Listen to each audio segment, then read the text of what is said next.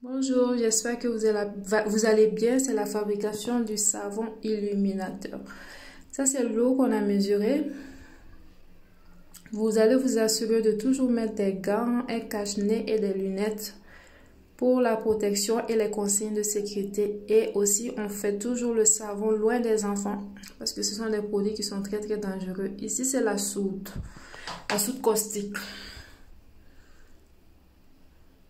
Nous allons renverser dans l'eau. Nous utilisons des ustensiles en bois ou bien en plastique. On renverse et vous allez voir que la solution sera très chaude. Très chaude. Très chaude. On fait attention. On remue. Et nous allons déposer la solution quelque part, toujours loin des enfants, le temps que la température descende. Donc, vous pouvez mesurer avec un thermomètre pour voir si ça c'est toujours entre 30 et 37, 40 à peu près. Nous sommes dans la saponification à froid. C'est-à-dire que le mélange doit se faire à froid. La saponification à froid. C'est cette méthode que j'utilise toujours. Ici, c'est le mélange des huiles. L'huile rouge. J'utilise souvent l'huile rouge à cause de la couleur qu'elle va donner au savon. J'aime trop cette couleur-là. Et ici, c'est l'huile de coco.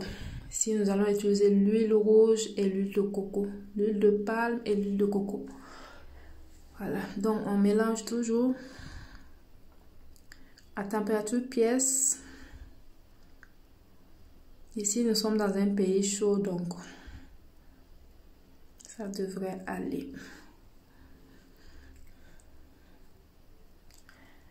Mélange les deux huiles. Si vous voulez mettre des colorants, c'est à cette étape aussi que vous allez mettre les colorants. Et vous allez prendre le soin de choisir un colorant à huile.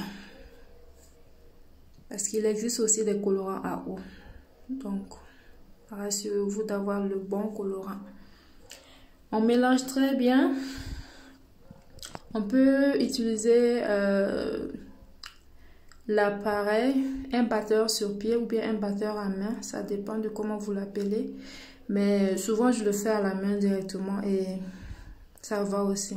Donc là, je vais vous montrer les deux méthodes. Ça, c'est avec le batteur à main.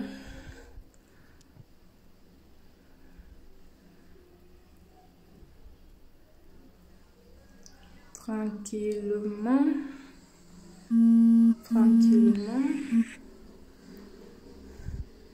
Vous voyez donc parler et faire du savon, ça va pas ensemble, ça va très vite, mais je devais faire la vidéo pour vous montrer. D'habitude, je fais ça très vite. Si on s'amuse seulement, on rate le savon. Bon, après que vous allez voir aussi que en fait, je vous montre les deux méthodes, quoi. Là, avec la machine, bon, je ne préfère pas trop. Je préfère avec la spatule en bois. C'est plus pratique pour moi. Voilà, là, c'est avec le bois. Vous voyez que là, ça commence à aller. C'est un peu lisse. Ça va donc. Et ça va très vite. Vous devez tout arranger, les moules ou bien les pots, les bols où vous allez mettre les savons parce que ça va très vite. Voilà, là je commence à mettre dans les moules directement. J'aime les moules en silicone parce que c'est facile à démouler. Je commence à mettre, on ne tarde pas, sinon on ne pourra plus mettre les savons, ça prend très vite. Voilà, et quand je termine de mettre, je vais refermer avec un papier film, un truc plastique. Ça que je suis en train de faire tranquillement. Papier film. Là. Vous pouvez aussi mettre dans les pots, hein, les seaux de 1 kg, comme on le voit d'habitude. Là, j'ai fini et comme ça, on va le garder 24 à 48 heures avant de les démouler.